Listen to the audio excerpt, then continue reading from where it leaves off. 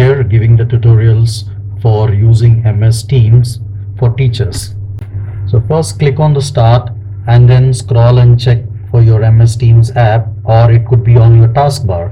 Click on it and you get the login screen, and then type your email address and click sign in and click sign in, and it asks for the password. Enter your password and again click sign in. It takes few seconds for the software to load,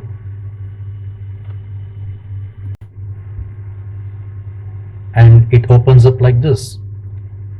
You can maximize the screen, and on the top you see a command bar, but on the left you see a very important tools bar. Now we'll be talking about the tools bar and how do we work on it. On the first is the activity, where you see the feed. It's like the notifications of what's happening. On the second, it's chat. You can chat with the students, colleagues. And the third is very important, teams. Now we'll be talking about teams. A team is nothing but the subject you handle. So click on the top at join or create a team. In that, you have to go to create a team and click on it. So here we see the four options like class, PCL, PLC, staff and others. Now we have to choose class, being a teacher. So we have to give a subject name. Now I'm giving a sample history as my subject name. And in the description, you can write the description of your subject. I wrote history subject for second semester students. Once you click next, it takes few seconds to start up a team. And here you can add students by adding their university registered email address, like 191040 at Hindustan, student@hindustan.ac.in. And see, the students were already logged in, so I can able to add students. But if the students were not registered, you cannot see them. In which case you have to send them a special invite code for them to join your class. Here I'm adding 4 students. You can also add teachers if you have multiple teachers teaching the same subject. If not, just click close. As you see, your class group is created. On the left pane, you see the class name you have created, and on the top there is a small display picture. So let's first start with editing the display picture. Click on the small edit picture, and as you see, your class name is displayed here. You can select the type of class or the level of the class, and then the typology of the class. I've selected art and design here, and I'm selecting a logo. You can also upload your own logo, and then I selected a logo, and the logo is getting updated. And now here are the list of channels, which also means the list of classes you take. Next to the subject title, you see 3 dots, which means options. Click on it and click manage team. And now you have few options here. The first option is manage. As you can see, you're the owner as you created the team. And down on the members and guests, you see the 4 members of the class which you have added. By clicking add members, you can also add students. See? And then the next option is channels and then settings. In the settings, there is something called team code, where you can generate a team code. So this is the option I was talking about. You can generate the code and give the code to the students, so that the students who has the code can automatically join into your class. So this avoids the strain for the teacher to add all the 40 or 60 students that are present in the class. Let's explore the other options. Team share, where you have your basic team theme, your logo, and then member permissions. You can read these options and you can tick them to be enabled if you think it is necessary. And then it's guest permissions. Since it's a classroom, you don't have guest permissions enabled. And then comes your team code. and fun stuff. Fun stuff is where you can select emojis and GIFs whether they have to be present in the chat box or not. And then this option is OneNote Classbook, which is very important, but we'll be talking about this later in this video. And the next is tags. Tags is not very much important unless you use this for a very long period of time. Here is the channels lists, which is your lecture list. And in general, you have a lot of options. In the chat box, you can type a message to students, and even the students can type back as a post. To explain these options, I would delete this particular team and I would be explaining in the team that I'm currently using so that it's already used and you would understand better. So I went to the teams, I click delete team, and here you click tick and you can delete the team. In few seconds, you would see your team being deleted. Now I'm clicking on my team named Thesis Guidance by Kalyan. So I went into the team, and on the top, as we spoke, there are few options, and the second option is files. Here you can see these files shared by you and students. As you see, the class materials and the files shared by the students are here. In that you can add new folder or you can add new files. You can upload files, you can copy the link of the files, and you can download all the files as one zip folder or a file, and then you can also add the contents to your personalized Microsoft storage. You can select the files individually too. And the next option is open in SharePoint. You can open these files, select the files and open in SharePoint. The third important option is Class Notebook. This is just like a rough notes for you while taking the class to note important points. If at all you come across through OneNote application produced by Microsoft, you will be familiar with how this works. It's just like the Word but with many features. If you're using Windows 10, you have OneNote in your start menu. So all the options in the OneNote are the same options you find in Class Notebook. So we are just using a sample class notebook to just show what we can do with it. It lets you click here and there as a type boxes and type inside it. You can also use the basic drawing tools, highlighter tools. Now we are going and clicking on the highlighter, and on the draw you can select a pencil or a brush, you can select a color and you can just draw.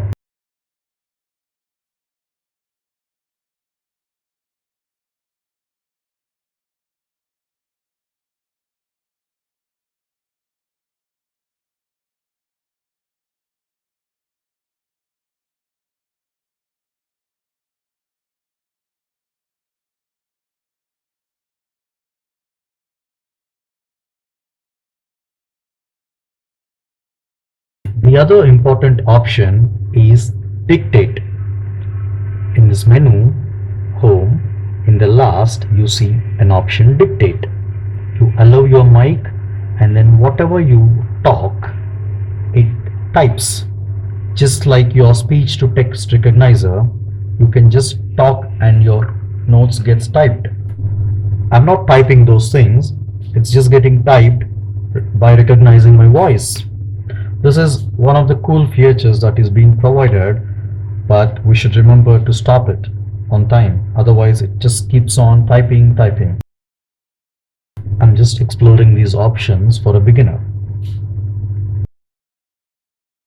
Now the another important option is assignments. So you click on the assignments and you get a button named create. You click create and you have two options, assignments and a quiz and a form. Now we selected assignment. So here you can fill in the details, the name of the assignment,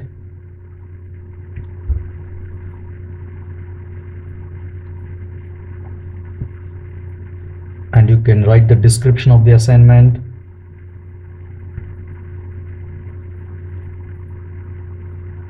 And you can give the points. If the assignment is for 10 points or 100 points, you can set it here, and then you can schedule a date for the submission of assignments. So this is the end date, which means the students should be submitting assignments by then. And you can select the class to which the students have to select. Here I selected my class as thesis guidance and click assign. Here you see the three modes of an assignment: drafts, assigned, and graded. Drafts is when you save it but do not release it to students. Assigned is when you click the assign button, and the grades is when the due date is over and you graded it.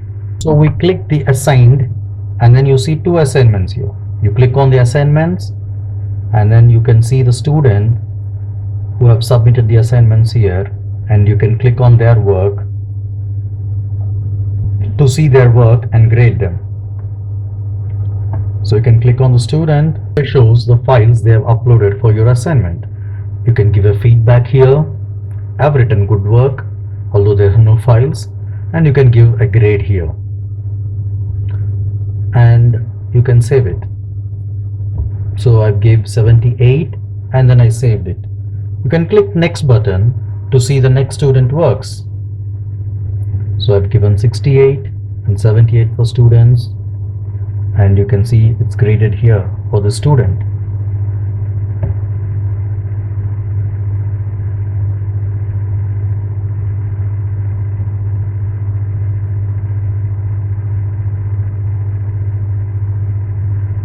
So this is how the students look into their graded sheets. You can also export it to Excel. Let me click on the grades. You can create a quiz, but I will be talking about it later. If you click on the grades on the top, you can see the two students' grades which I've given. You can also change their grades here. For example, I wanted to add 0.5 to the 78. And then let's export to the Excel and see how it looks. Click on the export to Excel. It's downloaded. It's generally downloaded into your downloads folder, and I opened it as Excel. As you see a student name, student email ID, and a few details of students along with the assignment. You can see the marks and the total marks, and you can also see the feedback you have given.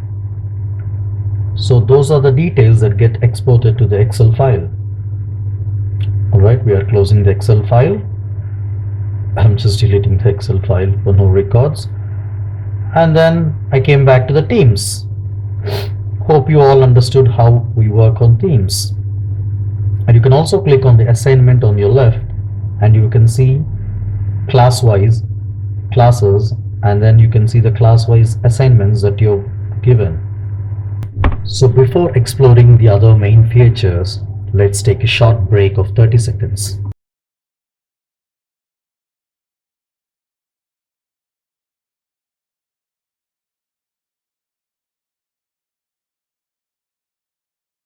I feel like singing. Nah, you guys would surely run away.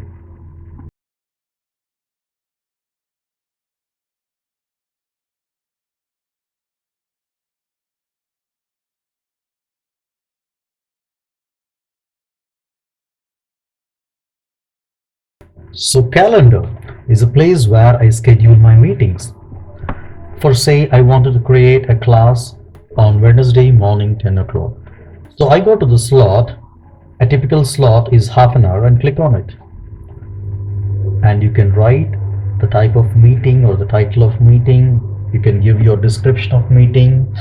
You can select from when to when your meeting is held, and you can also select which class you are selecting. I selected BMC here, which means I'm taking building materials and construction for the class for an hour. And you can write your description and more detailedly here. You can also add your participants manually. They can be the guests using a normal Gmail account, a personal Gmail account. That's the very important thing. They are just your guests. They cannot submit your assignments, although they can attend your meeting without an organization email ID.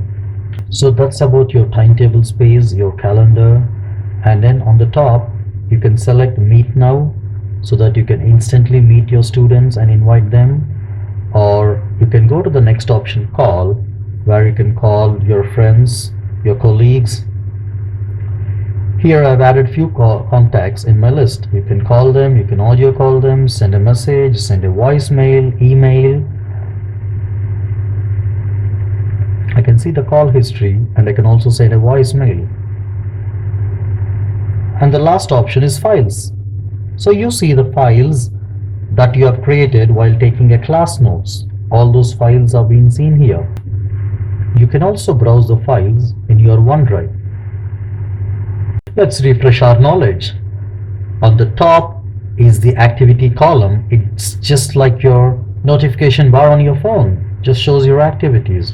And then your chat, and very importantly your team.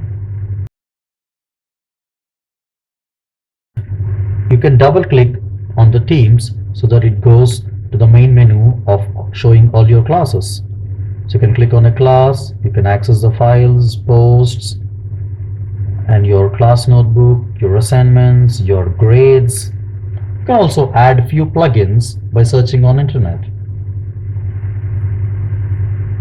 So by now you must be familiar with all the activities that I'm doing on the screen. Moving to assignments, clicked on a class, check the assignments, saw the students, you can grade them here. The due date is still on.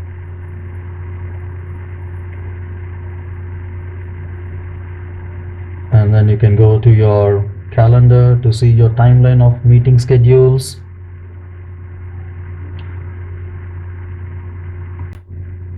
Now we'll go back to the Teams and I would like to show some small information. In the posts, we see a chat box on the bottom and we have got fewer options here. You can chat, type and send to students. I just sent a message, hi, and there are font styles, files to upload, and the options of emojis, memes and GIFs. There's a very important option of Meet Now here, and this is very important for arranging a meeting. So I'm clicking on the Meet Now. As you see, your camera is on and I'm talking there. You can add a title for the meeting. I'm giving a title, Class Meeting. And then if you click Meet Now, the meeting starts immediately. If you click Schedule a Meeting, it goes to the calendar to schedule your meeting. It's seen in the post for you as well as students, and on the activity feed it's also visible to students, just like the notifications. That's all for today and hope you enjoyed my tutorial. Thank you.